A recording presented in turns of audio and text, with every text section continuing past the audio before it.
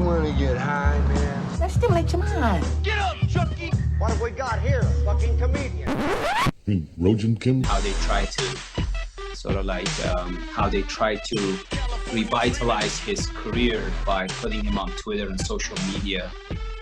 Oh, so that was actually some kind of ploy? Or was it him actually doing it? Or is it him actually doing his social media, or does he have like a team? Well, he has, I don't know if I can like categorize that as a team, but there was a documentary on Netflix about how he had this time of sort of like demise and with addiction and alcoholism and family problems, and his daughter got murdered. So he was living in this state of like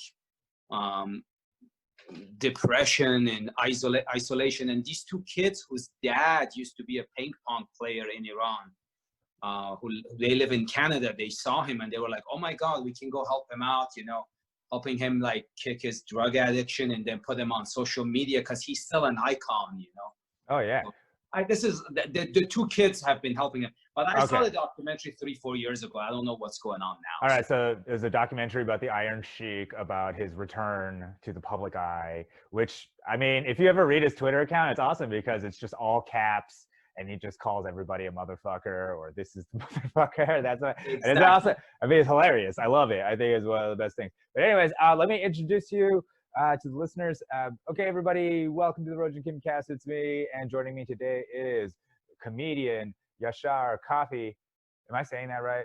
Am I saying perfect? Is that, how does your mother pronounce it? How are my parents? They pronounce it as Yashar. Yashar. Okay. Yeah, but you know, Yashar, like phonetically, it's fine. Yeah, no, I mean, it's the same in Korean. My name is like Rojin, but no one can do that. You know what I mean? Like it's just Rojin. Yeah, it's just Rojin. I mean, most people who have like other phonemes, non-Western phonemes, can do like but Korean has a lot of weird, very hard, or not hard, like it's like kind of like an H smuggled inside of a consonant sound. You know, so instead of saying like the word for rice is pop, so there's this H sound in there that's very hard for other people to say. Because so if you can't say it, you'll just say bap. You'll go bap.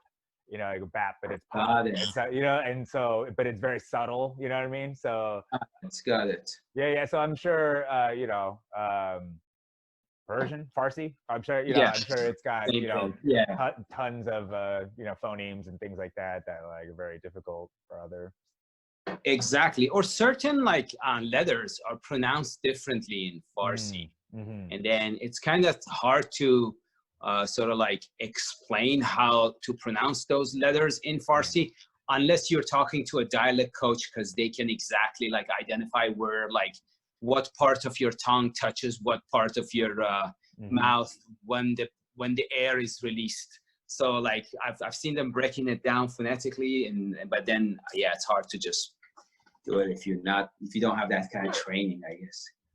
Yeah, or even just I think there's supposed to be like a time period when you're little there where if you don't get certain phonemes, it's pretty much it. You know what I mean? It's just like a sort of, there's a time period where you have a lot of plasticity in your language center, and you're learning and learning and learning, and then it starts to limit it. And you know, and if you don't have certain sounds, it'll be very hard. Interesting.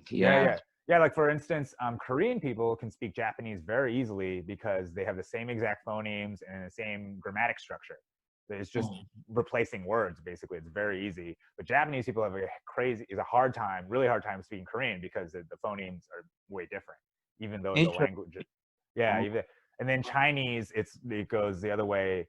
There's no tones in either Korean or Japanese, so they both have really hard time speaking Chinese. Wow. Yeah, because of the tones, you know, because all the, you know, Mandarin, Cantonese, all of the different Chinese dialects use tones, you know. Tones, got it. Yeah. Where the things, just one word, it goes ma, are like 3 different words. Got it. Yeah, you know, and Korean, you know, they don't do that, and Japanese doesn't do that either. So interesting. Wow. Yeah, so it's like even in that small area, geographically, there's so much variation. You know, exactly. You know. Exactly. Yeah. All right, man. So how are things going? How are things going? The lockdown for you and all that? You know, I'm just trying to make this as productive as possible.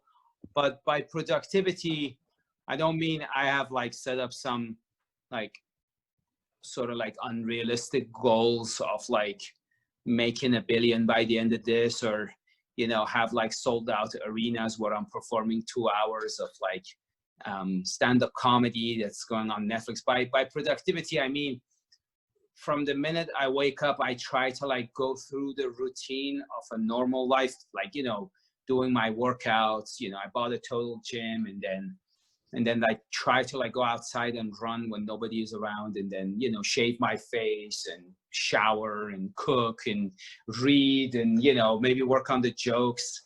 So that's it. That's been and it's been keeping me actually busy. So Take it is like a lot of time spent shaving. Is there a lot of that's a lot of that's the shaving? usual. Yeah, yeah. That's the Well, I usual. like your stash. I dig the stash you got going on. It's real. Oh, thank you. I Yeah. mean, it's reminiscent of the Iron Sheik and also that sort of early 20th century strongman kind of, you know what I mean? Like that sort of, I don't know. Yeah. I feel like that was the common look, maybe like a sort of post-Ottoman Empire kind of thing. You know? Exactly. Like It used to be. Well, now a lot of people they make comments on how hipster I look.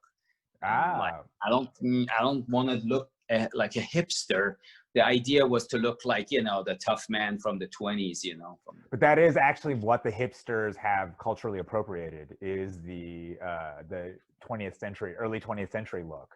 So that is sort of like the hipster look, is to yeah, because there's sort of like a weird like ironic element to it. Like you're not being ironic. You're like, no, this is what they used to do. And this is but that's how privileged we are. You know, the youth today is very privileged, so they could be like, oh, it's like I'm pretending to be like the guy. You know, they have no ideas about anything that happened in the 20th century. Exactly. Like to them, it's like a cosplay every day, or right. Yeah. Just like punk has become, right? It's just a cosplay, right? There's no like punk ethos or like punk, like the idea of what it used to be.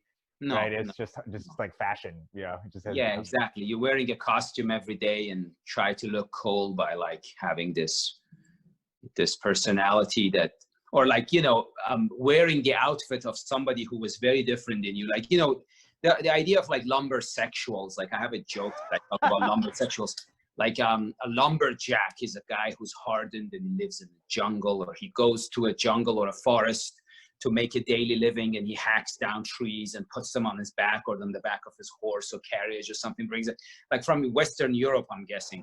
But those guys, they're like real hardened people. They're not people who wake up at 9 a.m. and then they go and get a frappuccino latte with a shot of like, you know, almond milk in it, and then, you know, go on their iPhones and swipe right and left on Tinder. You know, there's a difference. Yeah, but and I wonder if that's just, I think it's just part of human nature, because I remember listening to this history podcast about ancient Rome sort of after the Germanic conquest. So they conquered a lot of, you know, they conquered Gaul and conquered Germania. And what started happening is the youth of Rome started adopting the fashions of the barbarians as a form of rebellion. So like, interesting. Wow. Yeah, so like what we think of like biker gangs, you know, the beards and the leather, that's like the barbarian sort of, it actually dates all the way back to the barbarian look. And so young Romans, you know, Roman culture was to be clean shaven, you know, wear toga, you know, it's like very proper. And they were just like basically just being like, you know, like acting like they were barbarians, or because that was a cool thing to do, because it was chic. It's a cool thing. So it's no different than like this lumber sexual, you know what I mean? This idea of like putting on the clothes of the people you've either conquered or the working class, you know, and they just emulate them, you know. And then meanwhile, on the opposite end, in the barbarian camps, the youth were rebelling against their parents by becoming more Roman. So they would all shave, and they were, all, you know what I mean? Interesting. Yeah. So, you know, I think it's I think it's just human nature to, once you get to a place of excess or privilege, you know, you're not so worried about survival, you can start wearing the clothes, you know, like the kids will start turning into the thing that you used to either struggle against or for or whatever, you know what I mean? It just becomes the cosplay, like you said, you know. Yeah, exactly. I remember many years ago, I took a class in political science, and one of the chapters was about post-materialistic values. Meaning when you're fed and you're financially independent, then you can sit on the couch and watch TV and come up with ideas. Yeah. And yeah, so I guess it's a part of that. Yeah. Well, I was thinking like even coronavirus is a privilege in a way.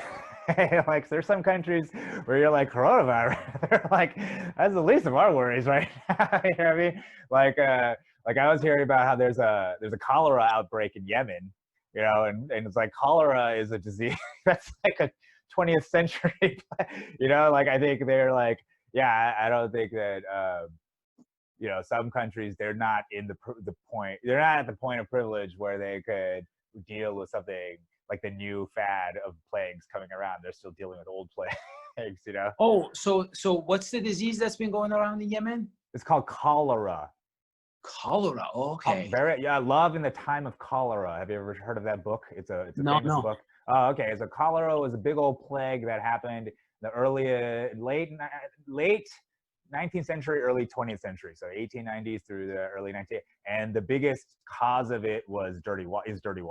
So it's actually it basically was eliminated once it cleaned water, but it was that in Europe? It was everywhere. It was here, Europe. Yeah. Because it was communicable, it was spread, but it starts in the dirty water. So once they started bringing sanitation, and that's why it basically went away. Interesting. So that's been taking place in Yemen now. Yeah, but only because you know, we bombed the shit out of their infrastructure. It's not because of any other reason, but that. Yeah, it's because that's very sad. Wow. Yeah, I had no idea. Yeah. So there's this story about how like they're just asking about coronavirus there, and they're just like, all right, it's, you know. That's secondary. Yeah, we would kill for coronavirus to be our main problem right now. Wow. So, well, but that area is like exceptionally destroyed right now, like exceptionally, like economically and financially and safety wise is exhausted by like bombing campaigns after bombing campaigns of the United States, Saudi Arabia. Yeah, plus the sanctions, we throw sanctions on them. Actually, it's really one of the unspoken tragedies of our time, what's going on in Yemen. Like, anytime I ever look for 1 second as to the facts or what's actually going on there, it's very horrifying, essentially. And you know what I mean? Because it's just essentially dead children, lots of dead children is what it comes down to, starving dead children, because the sanctions basically cut off all their food and medicine. The bombing has fucked up their infrastructure and hospital. You know what I mean? They're essentially there seems to be no distinction being made between civilians and non-civilians when it comes to fighting. And then apparently there's this like greater, you know, a lot of people are saying, you know, it's a proxy war, you know, between Saudi Arabia and Iran. And Iran, we don't have to get into that too much, but like, but then there's this whole other thing of you got your Saudis and your United Arab Emirates who are supposedly fighting against the Houthis, but then they end up fighting each other.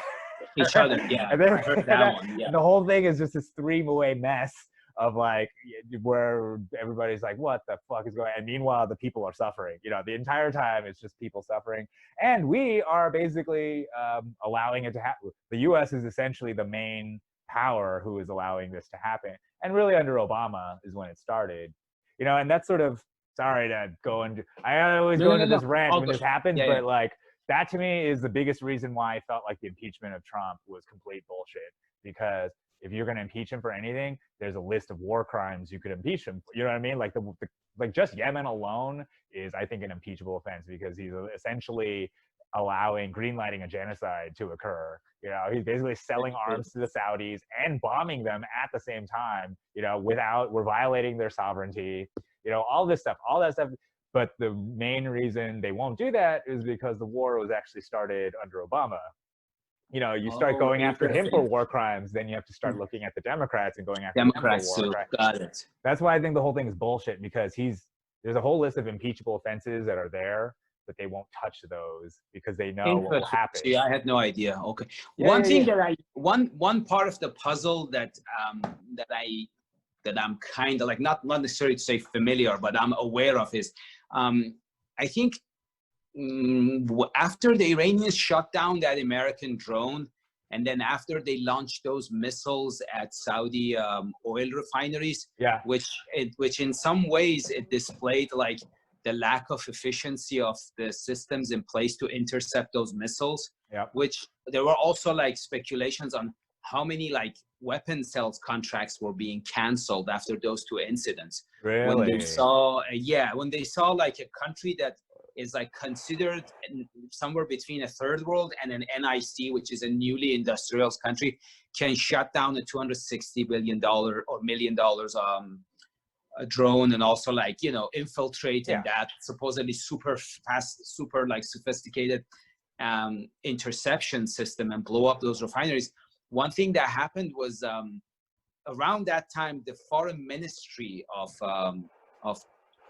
the United Arab Emirates, they sent the minister to Iran and a few other spokespeople and representatives. They went back and forth, and I guess, I mean, no one knows what happened behind closed doors, but the common sort of like conjecture is that they were having these discussions like, hey, listen, like, we're with these people in Yemen, meaning with Saudis and Americans. However, like, because they saw how vulnerable they are, because especially considering how small the United Arab Emirates is and how many like Iranian missiles are pointed to that direction.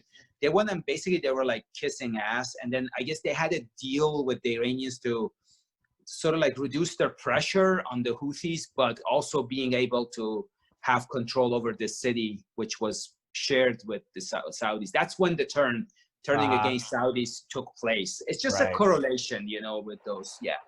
Yeah. And I mean, I don't know. I think, well, first of all, I would like to acknowledge that both you and I are part of the axis of evil. So I think, you know, we should all. but you are you too? You're from. I mean, there's no real difference between North and South Korea. I mean, I guess there is, but there isn't really. I mean, my family was kidnapped by the North. I mean, so I don't know. You know, there's a good chance I'm related to the Kims up there. No, well, the ophthalmologist that you go to, there are two sisters and their parents, they escaped North Korea. So but they grew up in the United States. So I don't know. Are they South Koreans? Are they North Korean? You know? Yeah, I mean that is it. I mean, Koreans make the distinction because they have to. But if you really look at how absurd the whole thing is, you know, the country is the size of Delaware. You know, it's a tiny country. It's not a big country, and it's just like split in half. You know, just because of the Cold War, you know, and that's the only reason. And so really a big part of, I think, big part of why people don't want to unify, or what's stopping unification, is really the struggle between China, US, the China, US, Japan struggle. You know, it's like, because a unified Korea means it could go either direction. It could either go for China or it could go for the US. You know what I mean? And back then it was for Russia or for the, you know, so they, so Korea has traditionally been at the center of disputes between major powers. So it used to be China and Japan would actually fight, because Korea is so strategic. If you think about, Korea is a peninsula that basically points right into the heart of Japan. Yeah. So both sides, and for traditionally before the rise of the Tokugawa era, the rise of the Japanese westernizing, the Japanese were actually considered sort of like third on the, it was like Chinese first, Korean second, Japanese third, because China was the center, Koreans got the stuff next, and then Japan got, you know what I mean? So that used to be the way of things. And then when the Japanese rose, they decided they were gonna invert everything and put themselves on top, you know, and then they basically annexed Korea, colonized it, and used that as a launching pad to invade China. Interesting. Got it. Right, because the prize is always China, right, in East Asia. It's the giant land. It has all the resources, a lot of giant people, land. But the thing is, it's like it's too large to conquer. You know, it's the same thing with Russia. Is like trying to conquer it in and of itself is such a huge endeavor that is nearly impossible. Same thing with Iran. You know, is that any land power in Asia, you know, you never fight a land war in Asia, right? That's the number one thing, because, you know, once you're in, you're fucking in. And I think that's one of the things also that, you know, like you were saying, the turn when the Iranians hit that, the oil thing. I think what becomes apparent, and what has been apparent to a lot of people in the military circles here, is that like Iran is nowhere near the fight of Iraq. You know what I mean? Like us going in Iraq, the difference between invading Iraq and Iran will be night and day. You know, it'll be and the fact that Iran has a bunch of missiles pointed everywhere, it's just going to be catastrophic no matter what. I mean, it's the same, and it's the same thing with North Korea. Is like North Korea, in addition to nukes, they've got all their artillery pointed at Seoul, essentially. So if anything happens, they'll just destroy. You know, you know, so it's basically it's actually quite amazing how we've been. Both our countries have been on the precipice of war, essentially, for the past, you know, half century. And at any moment, it could happen at any moment. So completely being threatened at every second that it could happen. But it hasn't. And somehow there was some kind of stability built out of that. But it's still, you know, there. Hey, what was the state of Iran before Iran, like during the time of the Ottoman Empire? Were they part of the Ottoman Empire, or what was that? No, no. Around the 15th century, there was this dynasty, like a dynasty that was named Safavid dynasty, and they showed up, and that's actually one of the pivotal moments of the Persian history, because the king of that era, he realized in order to organize the country against the Ottomans, he must unify the Iranians regarding the branch of Islam they practice. So they sort of forced everybody to convert into Shia Islam, because I think at the time the country was 50-50 Sunnis and Shias. And then after that, they introduced like modern weaponaries. And then there were 4 battles between that empire and the Ottoman Empire. Oh, yeah. Oh, really? So this is okay. So this is after the fall of Constantinople, right? Yeah, it's got to be the fall, after the fall, and then the Ottomans are like basically consolidating their power. So the Iranians resist. Did they resist? Was it like? Well, 3 of the battles, the Ottomans won decisively, but they didn't invade. Like they didn't occupy a lot of land. They sort of like made a little bit of progress, and they took over a few provinces, but it was never a full invasion. And then on one of those battles, Iran had this like eccentric, temperamental sort of like sultan who was from the province of Ardabil now, where all of those big weightlifters come now. And there are stories of how crazy that guy was. And one day he sort of launched this attack with very few men, and he almost invaded Baghdad. Like the military campaign he launched was pretty impressive, but it was not based on any sort of like genius strategy. It was just a bunch of people that day decided to just go and, you know, I'm not going to use profane words, like just to F them up. And let's go, guys. Let's go. Let's just go and then they took over. Let's go. Dude, bro, you coming, man? You here too? Yeah. Let's go tell them the fucking Turks, man. Fuck Baghdad. All right. And back then, what was the empire there called? Safavid Empire. Well, the Safavid was the Iranians, but then who was ruling Baghdad at the time? Ottomans were. So the Ottomans made it all the way up there. Oh, okay, I got you. Okay. This is not a popular, especially in the PC world, this is not a popular sort of like statement, but Iraq, Syria, it's all the same. Jordan. These are all made up states after World War I. Wait, what do you mean that's not PC? I thought that was, I mean, it's a Sykes-Picot. I thought that was just like a common thing everybody knew, or what do you mean? Well, the thing is, you should not be saying it, because if you say that, you're questioning their, I don't know, national identity, and then it's like disrespectful because they want to be seen as this cohesive nation. Not all, like people who live there, they know that.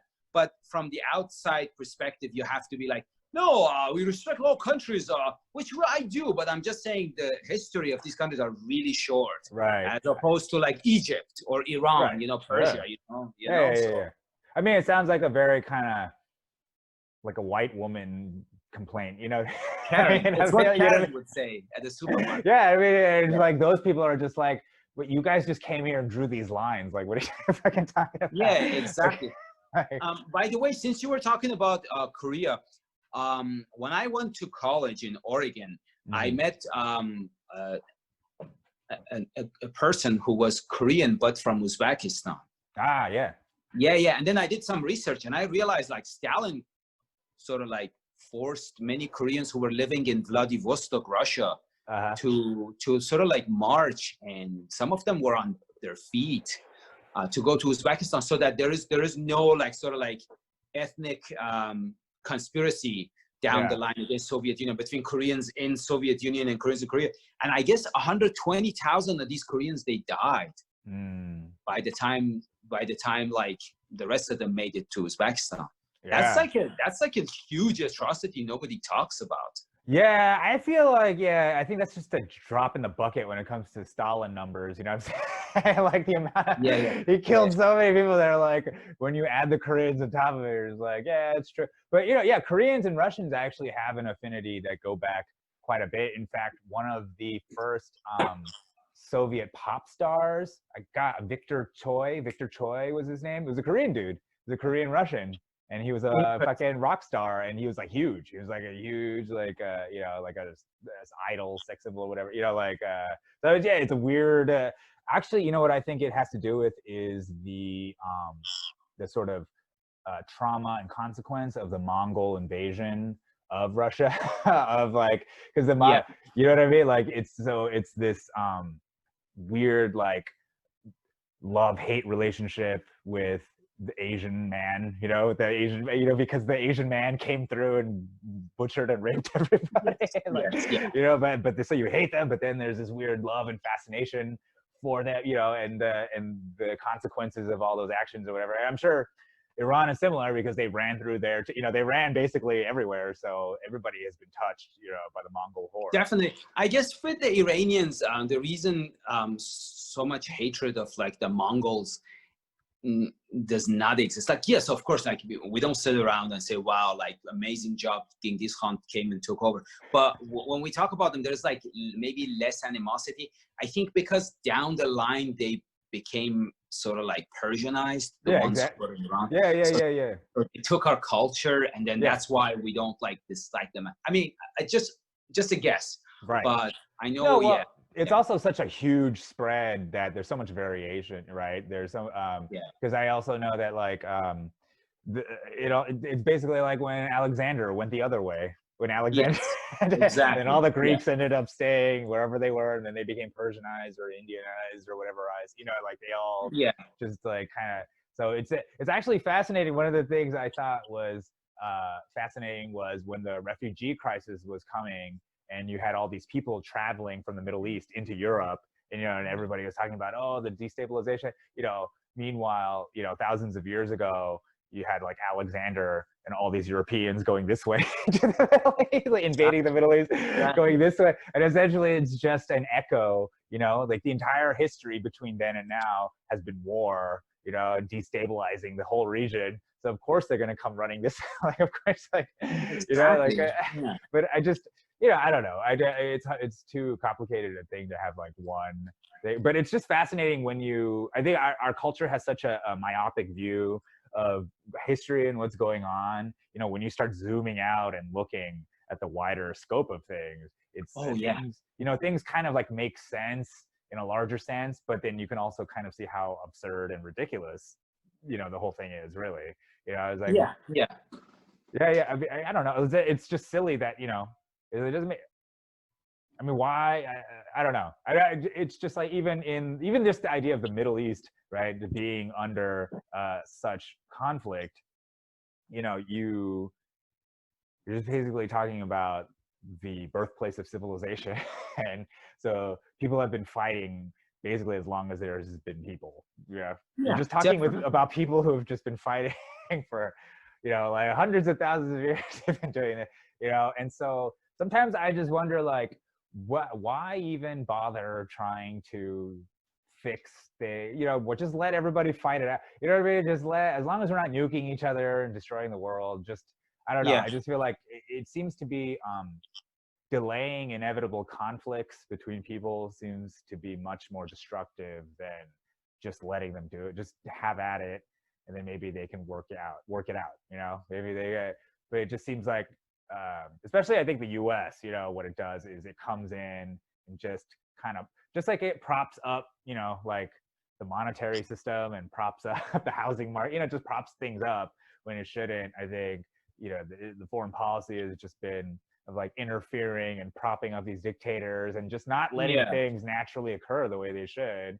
And so then you have these deep-seated animosities that build and build and then will eventually erupt in some even more unpredictable way, Exactly. And recently, well, this may not be a good comparison, but you know how they say the sort of like the medical or the pharmaceutical industry, they have an interest in people staying sick so they can sell their products. I think there's also an interest in like keeping certain regions always in conflict.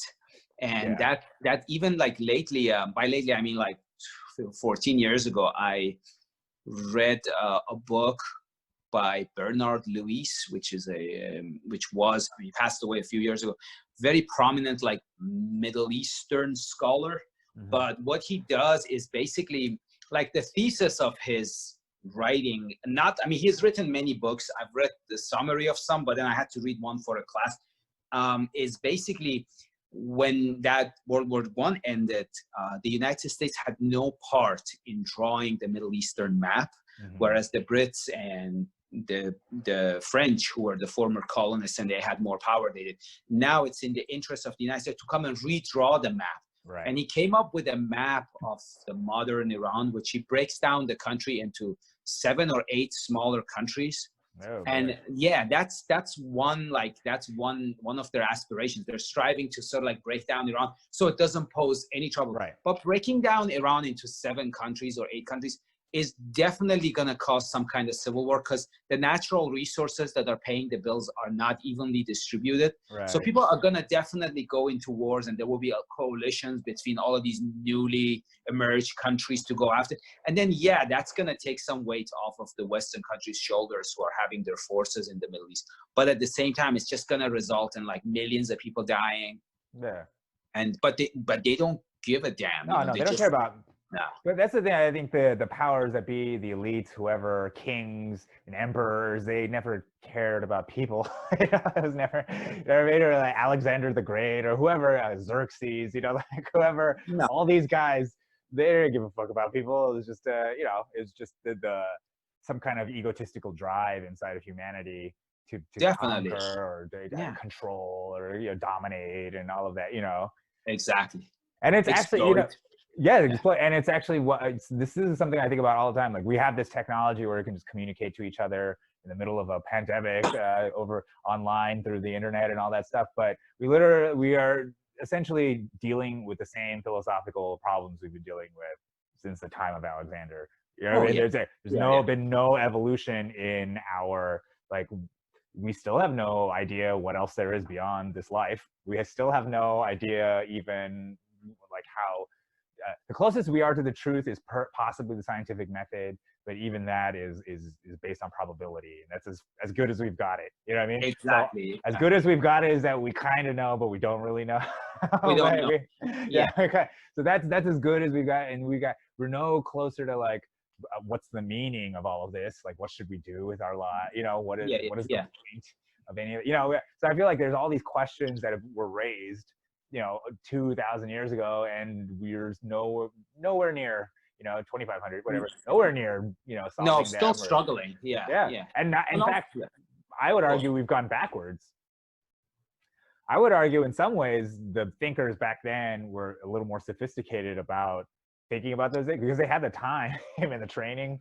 Now I think the average person has no we're not taught any of this stuff. We're not taught critical thinking. We're not, we live in an incredibly materialistic culture that values commercialism, all else, spiritually empty, overall, or at least that's the goal. That's actually what's weird is like globally, the propaganda is like globally, the goal is to become like this post-industrialized Western society, where I guess everybody can like pick their pronouns now, and everybody has a phone, and it's just well, and also with scientific research and findings, those could also regardless of the level of accuracy or the methods of the methods that involve probability, when you look at some of the sources of funding for these researches, they can reach some flawed conclusions to just please the person who paid for the research. Right. So that's another scary thing that, you know, you never know. Yeah. Yeah, you never know. And I would say as long as commerce and medicine, or you know, as long as commerce is intertwined with anything, it will eventually dictate what the priorities of the thing are. You know what I mean? Because commerce is always after profit, no matter what. So that's why the news sucks now, because, you know, commerce has gotten its hooks into news. So now they need to generate a profit to stay afloat. And the only way to do that is to be sensational, is to essentially get clickbait. They don't even care about the, you know, a lot of truth doesn't actually even matter anymore, because that doesn't make money. Doesn't make money. Yeah. So you want, like, I'm now looking, this is the thing I do now, where I look at headlines and read articles, and I, at least almost half the time now, I'm seeing that the headline will directly contradict the article. Like, you read the headline is actually kind of inflammatory, like, you know, like this, you know, like over 5% or 15% increase in deaths in Sweden or whatever. But then when you read the article, it'll be like, in the past 3 days, you know, like, it'll be like, you know what I mean? So it's just like, and what I learned is that the headlines are not written by the journalists. So the journalists write the article, but the headlines are written by editors who have an incentive or punished for not getting the clicks, you know? So they summarize the article in the most sort of salacious way or clickbaity way possible in order to get the clicks. And at times it can just be outright fabrications of the intent of the article. It's actually going counter to what the point of the article's conclusion is. Wow. You know, just to because people don't even read the articles. That's the other thing. It's the shares. What they do, people share articles and they only read the headlines, and then people will share those articles even more, you know? And that is actually more lucrative than anybody actually reading the article and getting information from it, you know? Yeah. So I don't know. So I think that, you know, in that way, it's like everything is compromised because commerce becomes the overwhelming, you know, like, so science is the same thing. You know, once business got involved with science, they figured out, hey, we can just juke the numbers, and you know, we just, yeah, you know. Exactly. That's really funny that you mentioned, because I'm guilty of that. Sometimes I'm on the phone with my mom and she says like, oh, did you hear this and that happened? Because she just read the title of the article. Right. And I also have read the title of the article. I was like, yeah, can you believe that? Right. Without us like reading the article, we just start like talking about the topic. Yeah. But yeah. Yeah, so and it's fascinating. I mean, because and it's just human behavior. See, that's the thing. It's an exploitation. It's like a hack, right? You're just exploiting a natural thing where you have a tendency to do. Because I think it's operating on two tendencies. There's a very like lizard brain tendency of like, you see the big words and you're like, oh, and you have feelings, and it, you know, there's that. And then there's also like an algorithm involved. You know, there's an algorithm actually dictating like, oh, what do people respond to more? And what are they like? You know, and so it's slowly your phone, you know, or the computer, it's like a continuous feedback mechanism. It's like seeing what you like, seeing what you respond to, what you hate, what you're trying to, starts feeding you a little bit more of that. And you know, it's so this is, and it's learning, essentially. It's learning your behavior and then feeding it back to you so that you continue to engage. And then, so it doesn't, so nowhere in there does truth matter. No, right? It's just feeding your habit. It's just feeding your addiction. Yeah, exactly. Yeah, exactly. It's basically going after gamblers. Essentially, we're like gamblers, but for news. You know, and we're junkies for that hit of like, and then you share it, and then you see if other people respond to it, because then that's pleasurable. You know, and that's where, you know, and it's. And that's why a lot of people who work in the tech industry, like the people who design Facebook, there's a big article or whatever. The guy who designed all the user interface for Facebook, he doesn't let his kids use social, because he's like, no, we designed it on purpose to go after, like, we hired psychologists, whatever, to go after your lizard brain tendencies. Like, that's what all those things are, the notifications. That's why it's in red. That's why, you know, like, all these things are by design. Like, it's designed to hook you, you know, learn from you and keep you hooked. Like, these are the parents who, you know, are in the tech industry. They don't let their kids use it because they know how bad it is, you know? Yeah.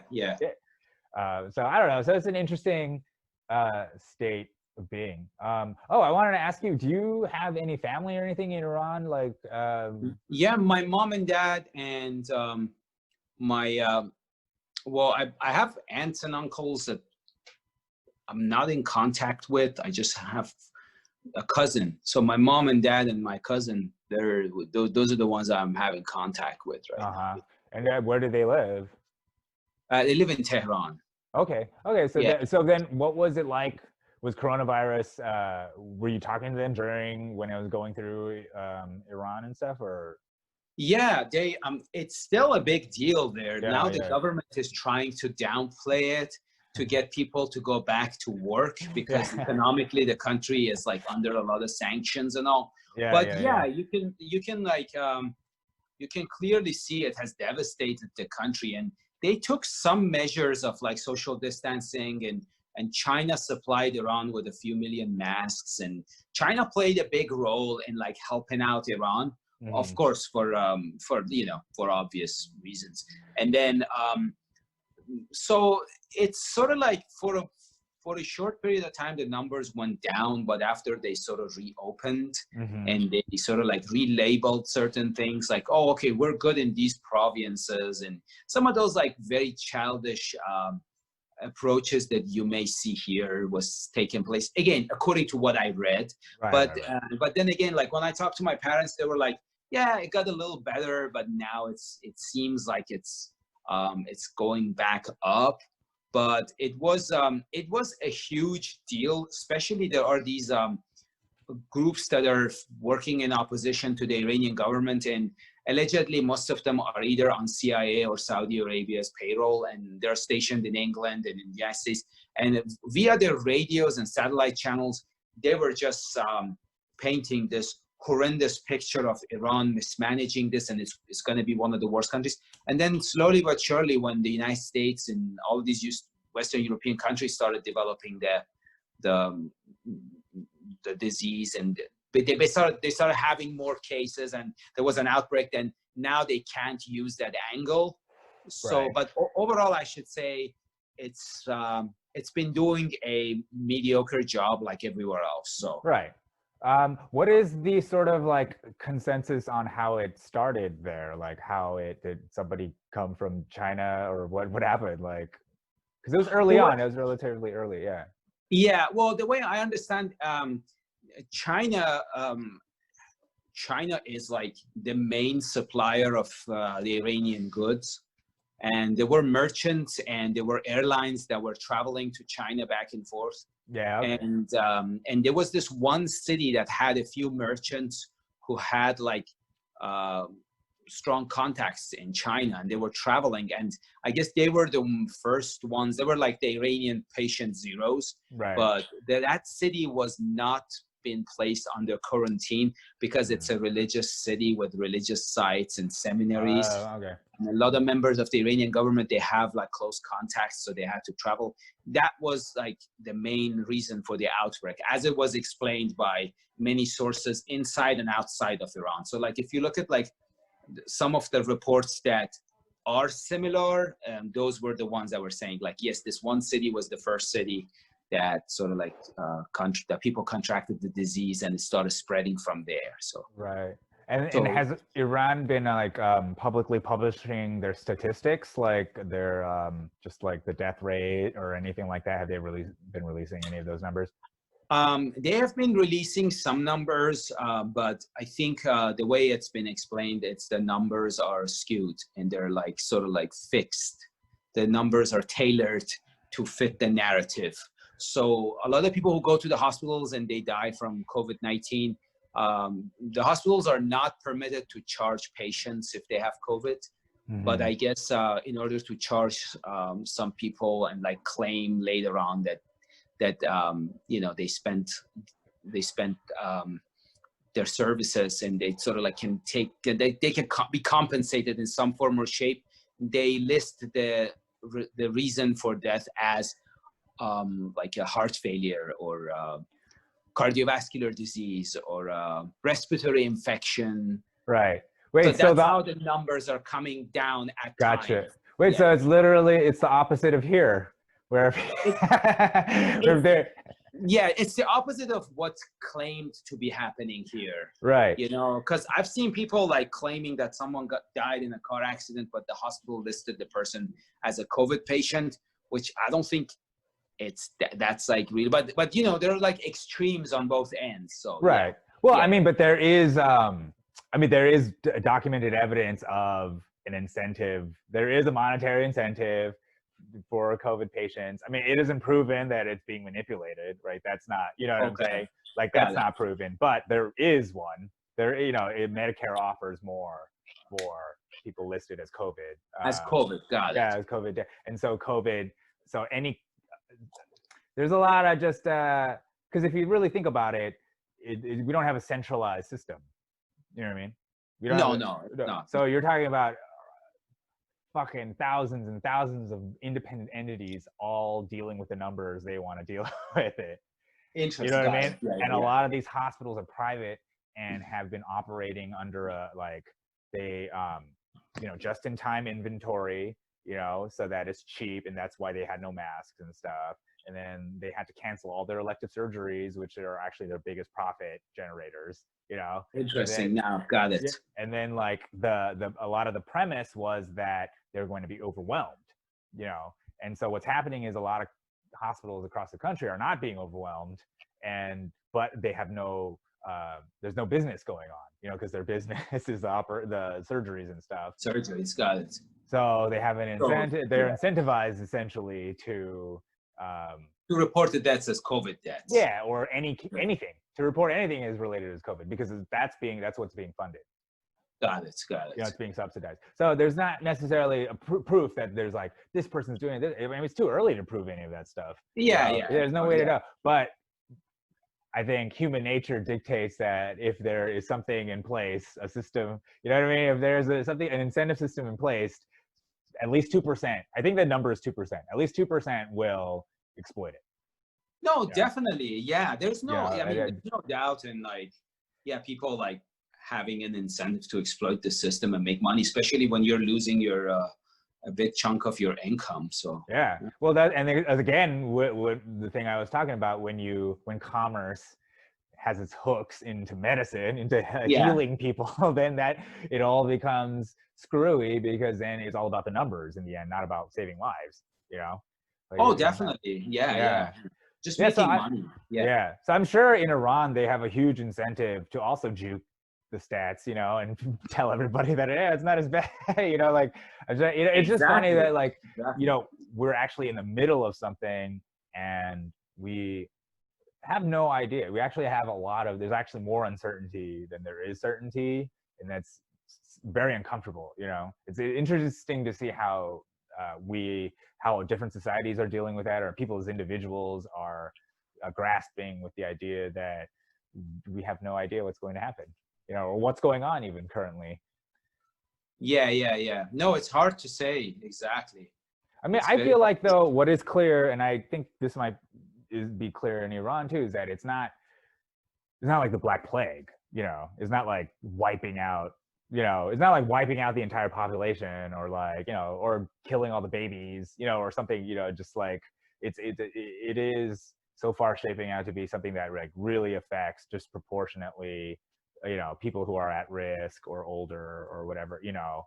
And it's interesting, I feel like, culturally, with the countries that had lots of transmission were places that had usually have typically large extended families, or like or they were saying, like in Iran, I don't know if in Iran the way people greet each other, is it kind of like, do they kiss each other, or is it like you know what I mean? Is there socially it's more like a touchy-feely country. Yeah, so Italy is the same, right? They kiss each other, and they have extended families. The families are, you know, and so a lot of the places that were hit super hard, it had to do with the fact that it was so communicable, and it was it was usually from the younger generation to the older generation.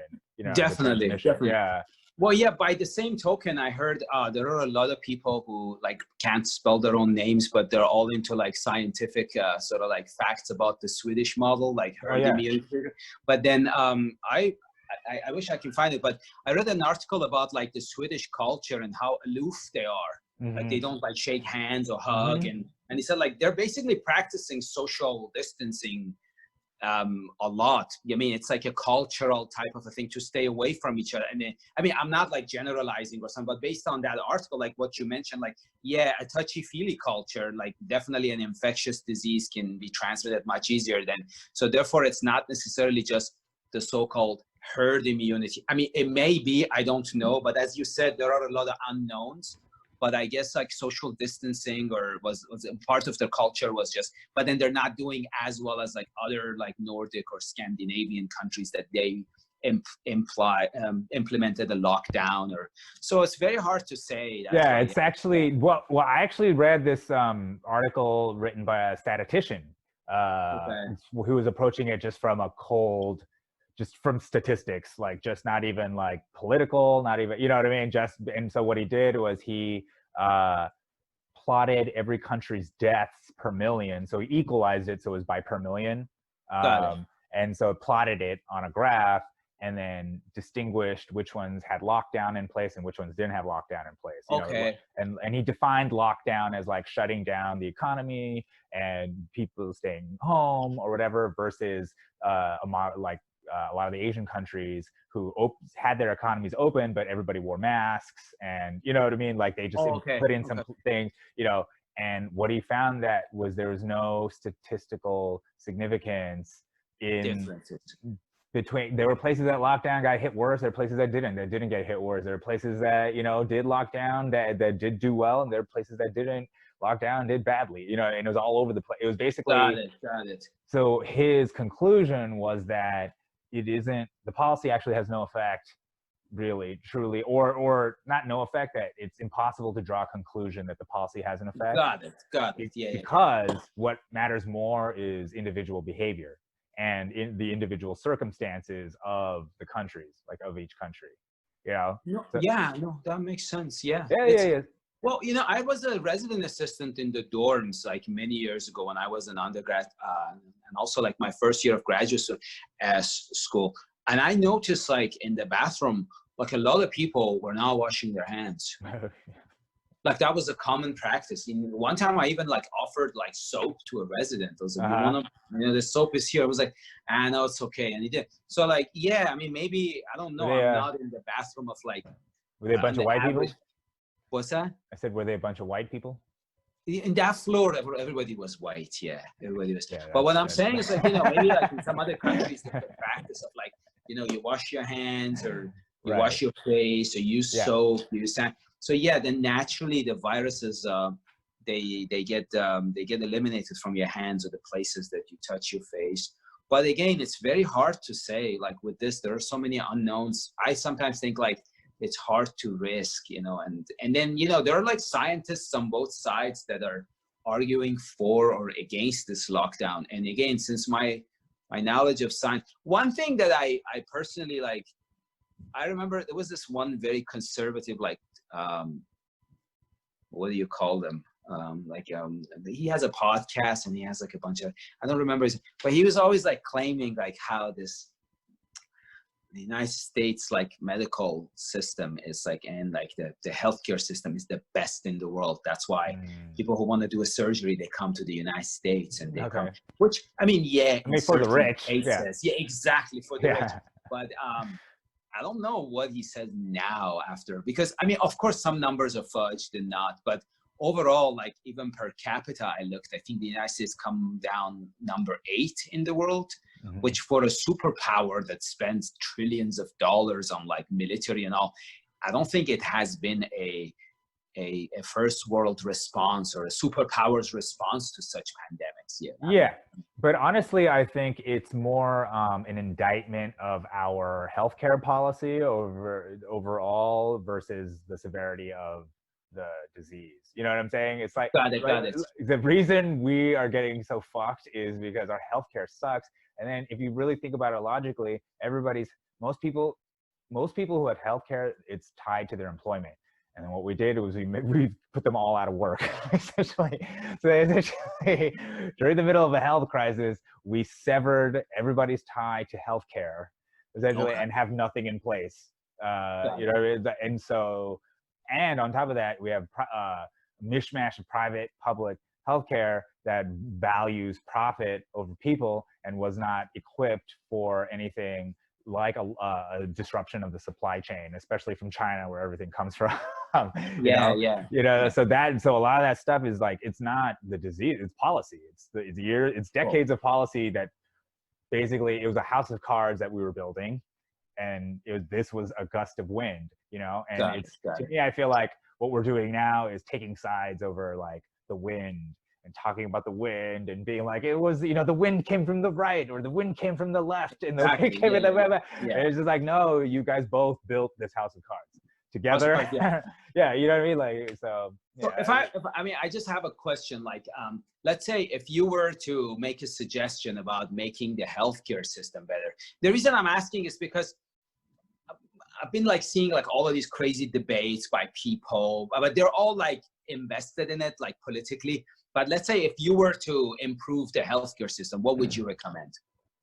Man, in the United States. Honestly, it's a tough question, because I think it's like you have two polarities, right? You have basically centralized healthcare, the government, just one single thing for everybody, and that's it. And they just basically nationalize all of healthcare, like the government basically. So that's the extreme there. And then the other extreme is there's just deregulate healthcare, just let it be private, just let it be everywhere and private, just let it just go, and not what it is now, because right now it's in a sort of crony capitalist state where you can lobby the government to play favorites for certain medical corporate, not like that, but just like literally let the market dictate health and making it available to people and all that. So I feel like those are the two extremes, right? Those are the two and I can see compelling cases for both, but I can also see the compelling,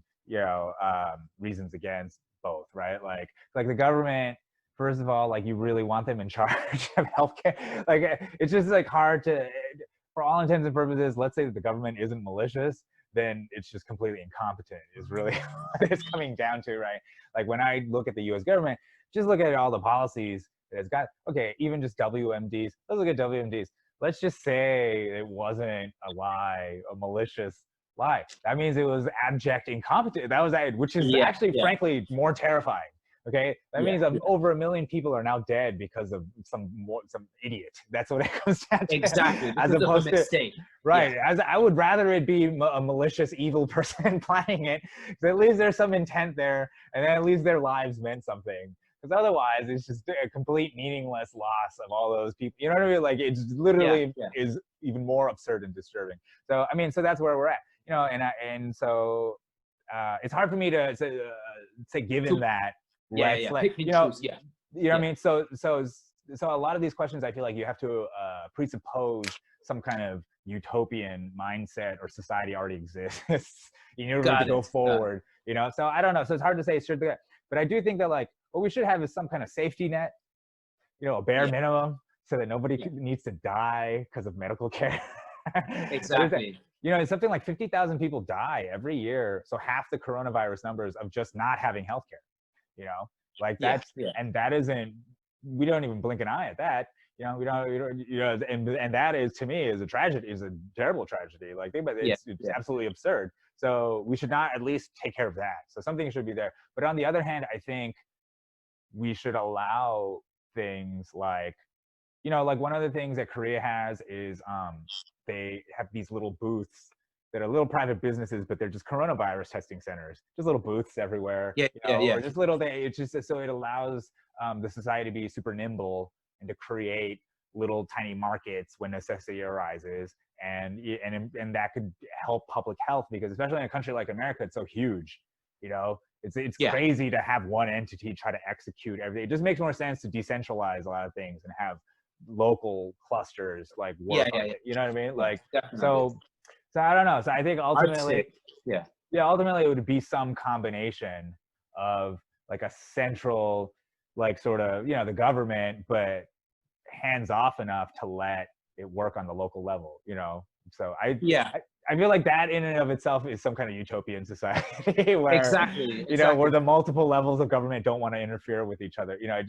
it doesn't seem like human nature will allow for that, you know. So No, I don't really know. yeah.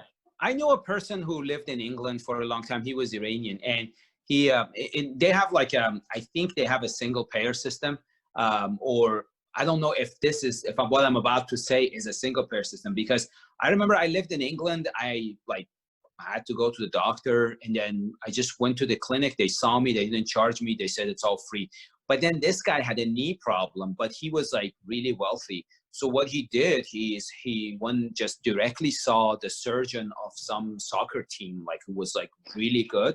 And then he did a surgery like in 2 weeks. Well, but he had to like fully compensate the hospital, but he was very wealthy. So I was like, well, you know, this is a good system, because yeah, you know, if you are broke, if you don't have money, or if you want to use the free system, you can do it. But hey, if you can't wait and you have the money and you're willing to spend, I mean, he spent, as you know, the equivalent of what you spend here in the United States if you go and see a real good. And his knee was fine, and he rehabilitated, and now he's like, you know, doing his workouts and everything. But what I'm saying is, like, it would be good to have a system where, yeah, you know, if it's the best system according to that like conservative guy, which means for the richest people, yeah, they can still come and have the best, but it doesn't mean so and so who has some kind of a condition, but he or she is too scared to go to the hospital because he or she doesn't have health insurance, should die. You know, it should be like a balance. Yeah. But then again, it's hard to come up with. Like, I don't know how to, because it's not my technical expertise. So right. I mean, I don't know. I think anybody who's like, this is the answer, this is the I've learned now. I'm also like, I'm turning 42. Like, I'm old. You know what I mean? Like, I don't trust people who say they have the answers anymore. I've seen enough. No. You know what I mean? I've been through enough cycles. That's why it's very fascinating to see younger people go through this Trump era and just see them react to it and see that it's just like, you know, that was me during the Bush years, you know, when I thought it was crazy we were invading this, you know, this country that had nothing to do. I mean, like, or both countries really, that we're invading these countries and we're about to kill. Because before that, we didn't kill 1 million people yet.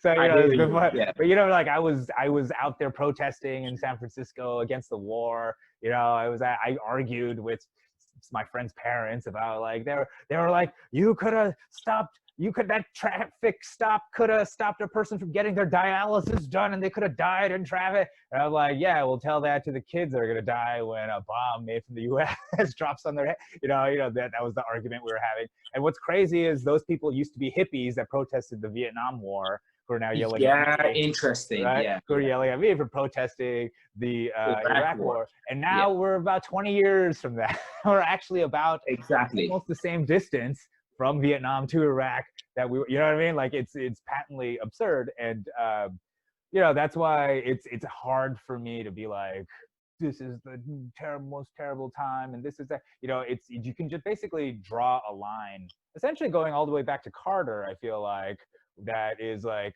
you know, that explains why we are the way we are, where we are. You know, because even Carter, when I was growing up, you know, my dad was a super Reagan guy, so I was like rebellious and not anti-Reagan. But like, I always thought like Carter was awesome because he put solar panels on the White House. You know, and he tried to, you know, but then I learned about the Carter Doctrine, which essentially it was a declaration that the United States' national interest was tied to the geopolitics of the Middle East. Yes. Essentially, it's a declaration that, like, whatever happens here is literally like if you invade us, like in our homeland. You know what I mean? Like and that was a declaration of empire, essentially, right? Like, exactly. Yeah. So even Carter, you know, as great, you know, he's seen as this humanitarian, peanut farmer. He builds homes for poor people. You know, he is just as culpable. You know, he has the same blood on his hands as all these other presidents. I hear you. Too. Yeah. And so in essence, we all do, like all of America. You know, but this is, you know, this is who we are. You know, one thing I started thinking about is like, the thing about Trump is like, what he is actually a mirror that was held up to America's face, and we're all recoiling in horror. Yeah. We're like, oh my God, is that, you know, like, you know, but that's us. That's actually, you know, that is us. To the rest of the world, we are this rapacious, you know, like rich, fucking blowhard, which He just does what he wants, does it. So I don't know. Well, yeah. Well, there's this one theorist in Iran who sort of like verbalizes whatever like agenda or sort of like ideological formations of future endeavors of the Islamic Republic of Iran. And he, in addition to a few other IRGC, like Revolutionary Guard commanders, they were all like, we're really grateful for Donald Trump because this is the true face of the United States with no mask. Right. This is who they are. Yeah. Right.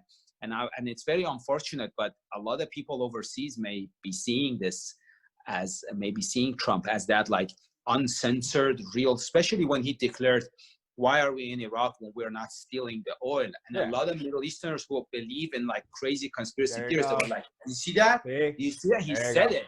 But then, in a way, doesn't that make them respect him more? Because it's like, well, at least this guy is telling us the truth. Like, I feel like, because that is, well, what's funny is like what that minister said is actually similar to this comedian Kurt Metzger's joke about how like everybody's mad at Trump because he's the first lizard person to take his mask off. And everybody's like, no, we prefer the lizard people with their mask on. We prefer decorum, please. It's like, why are you? In some ways, I mean, it's crazy. It's well, it's crazy, but honestly, I think I prefer it when the public is at odds with the president. Like, I think it's very dangerous when the president is cool. You know what I'm saying? Because then everybody's like, let's keep drawing. That's how we went from 2 wars to 7. That's what Obama could do, is take 2 wars to 7, because under him, he was cool. Everybody liked him, Like, you wouldn't question him. And his motives. He was like, he's a good man. He's a good man. So we're going to expand the drone war into Syria now. He's a good man. We're gonna go into Somalia and Yemen. It's actually crazy if the list of countries is like and how Americans overall have no idea. Meanwhile, because to me the way I think of it is like it's really air power is the ultimate dictator of force. You know what I mean? Like, it's one thing if you have a land skirmish. You could kind of fight over but if you just have a fucking thing come and bomb the shit out of you and you got nothing, then you're fucked. Like that. So we exercise air power in 7 countries. We come in, if we want, we will drone a place. And I just think if that happened once to us, to the United States, if like a drone, even a tiny drone dropped a tiny bomb on just one corner of Los Angeles, you know what I mean? It just blew up one building. Just imagine that, just the outrage, Oh yeah, it will really devastate people. Yeah. I mean, look at what happened after 9/11. It was just like 2 buildings went down and we launched 20 years apart. Like, we're psycho. We're essentially psychos. So I think it's very I think that's part of what the craziness of our time is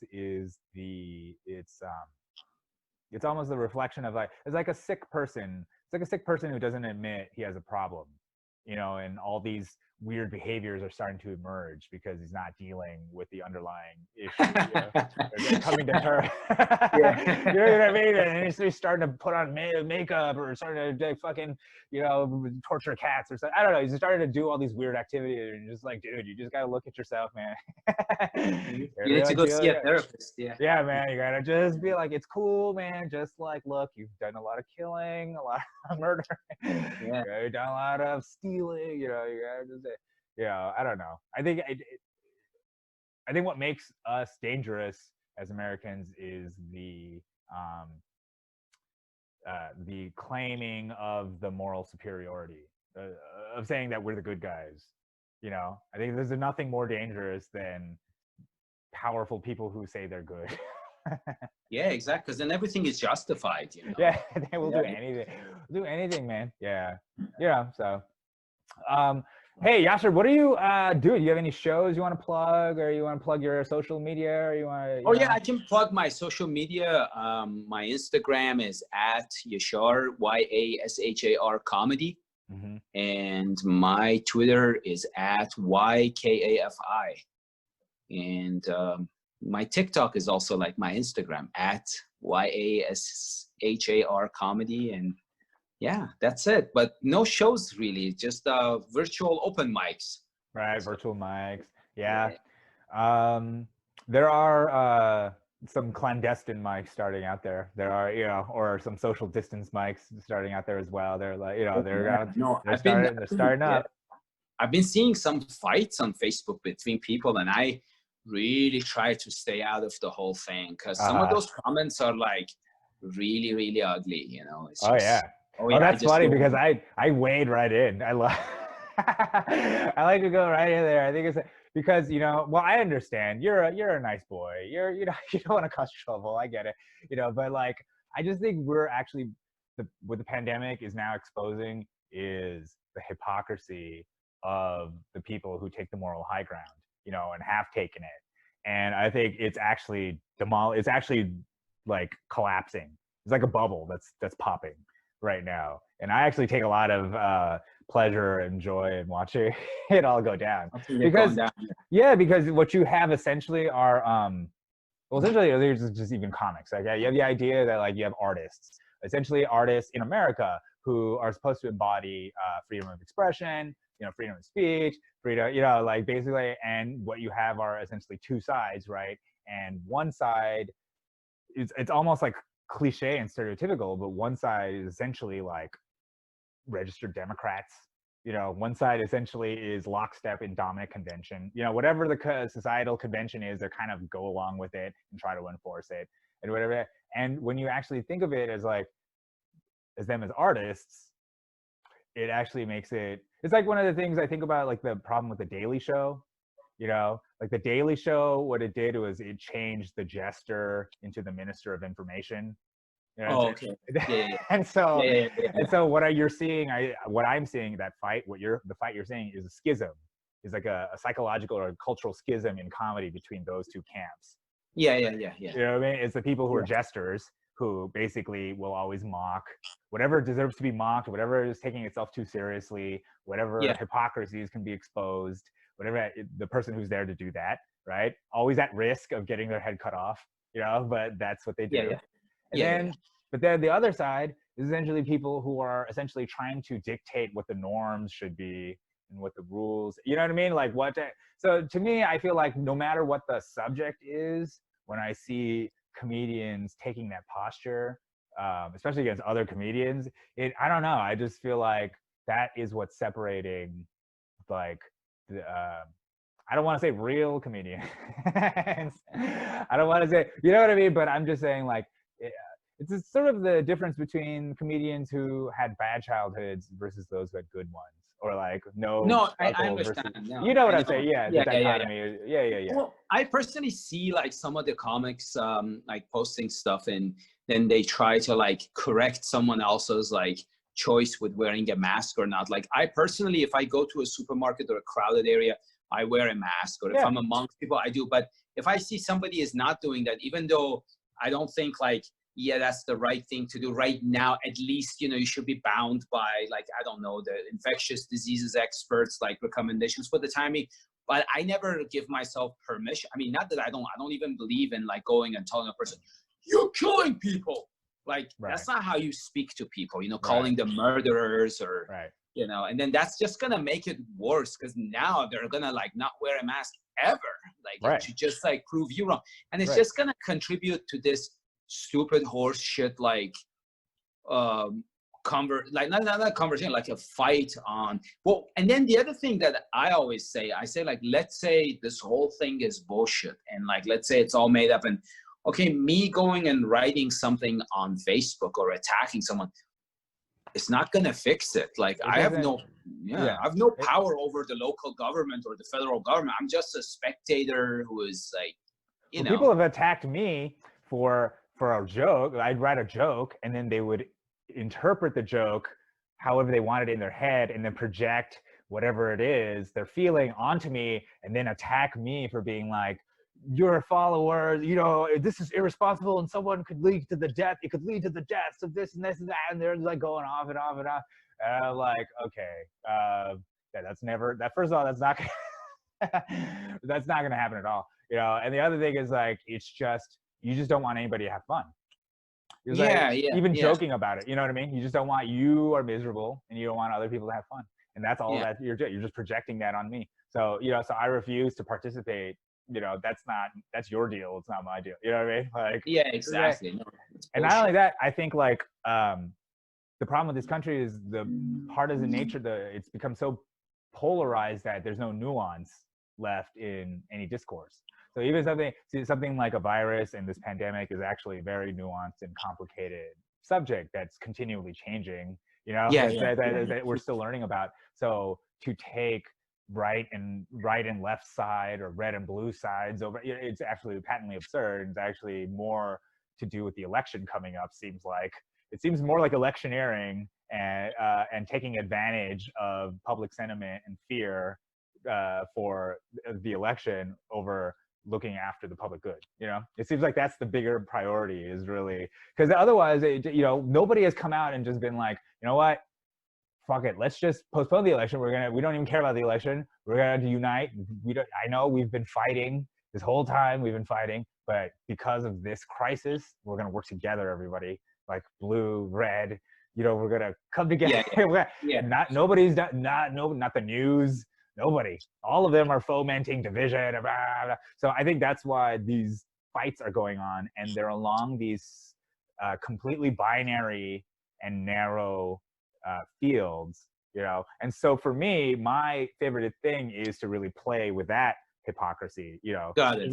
Because the stance is, if you're taking a moral stance, right, that means you're going after good, then you would recognize the harm in this the partisan nature of your posture. You know what I mean? Like, you would understand the harm in that, but it's not. It's about being right. It's about being your side is right. It's about, you know. It's about being right. Yeah, there's no objective truth. Yeah, no. And then I feel like as comedians, that is actually kryptonite for comedy. Like being right. Like being a comedian is not about I'm right and that's serious. That's that we should. You know what I mean? That deserves mocking, you know, the person who thinks they're right all the time, you know. Oh, yeah. You should be fluid as a comedian and make fun of, like, whatever. Like, yeah, I know. All right. Well, all right, man. I think we've been on here for a while. It's been a while. Thank you very much for your time. Yeah, of course. Yashar. Thanks for having me. This was a very good podcast. Thank you. Oh, thank you. Well, I'm glad you made a great guest, man. It was a great Thank talk. you so much. Thanks. And send me the link so I can put it on social media, and then I'm gonna say, like, yeah, we're a couple of extremist Trump supporters here, and we were talking. I think whatever you do, no, do it, because we'll get the clicks. I need the clicks. I need the views. I don't care. I don't discriminate between hate views or love views. Oh no, what do they say? They say no publicity is bad publicity. Which is how that embodies our president, you know, perfectly. Definitely. Yeah, that's how he's winning, I guess. Yeah. All right. If that's go winning. All right. All right, man. Thank you. Yeah, good to see you. Bye-bye.